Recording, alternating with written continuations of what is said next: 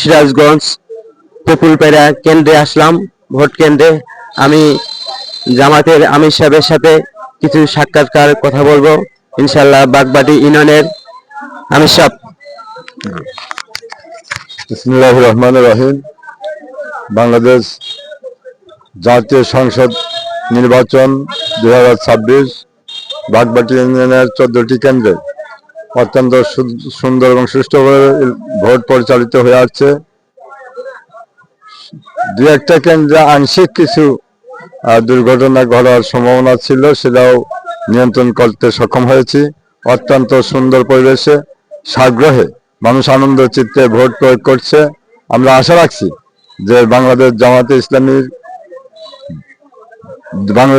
ইসলামীর কাজীপুর, সিরাজগঞ্জ 1, কাজীপুর এবং সিরাজগঞ্জ সদর আংশিক আসনের প্রার্থী অধ্যক্ষ মাওলানা শাহিনুল আলম অত্যন্ত বিপুল ভোটে বিজয় লাভ করবেন বলে আমরা আশা ব্যক্ত করছি এবং মানুষও উৎসাহ দিচ্ছে যে আগামী দিনের বাংলাদেশ জামাত ইসলামী অর্থাৎ ইসলাম জাতীয় সংসদে বলিষ্ঠ ভূমিকা রাখবে এবং রাষ্ট্রীয় ক্ষমতায় জামাত ইসলামী যাবে, এই বলেই মানুষের আকাঙ্ক্ষা প্রতিফলন ঘটছে বলে মানুষ আশাবাদী।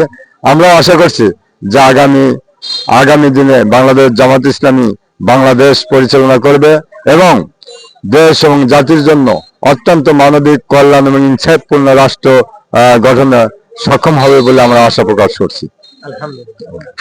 ধন্যবাদ পুরা আমার বাংলাদেশ সকল ভাই ও বোনেদেরকে। আমির সাহেব খুব গুরুত্বপূর্ণ কথা বলেছে। আসলে কোরআনের আলো আমরা সকলেই দেখতে চাই, তে আমরা তার প্রতি অনেক কৃতজ্ঞ জানাই। উনি যেন বাংলাদেশে এই সিরাজগঞ্জ জেলায় তেঁতুলপাড়া বাগবাটি ইউনিয়ন থেকে ইনশাল্লাহ তার মনের আশা জানি পূর্ণ হয়। আর যারা অবশ্যই ভোট দিয়েছি, আমিও ভোট দিয়েছি, ইনশাল্লাহ ভোট না দিলে মানে তার দাম অনেক, আর ভোট দিয়েছি এখন আমার দাম নাই।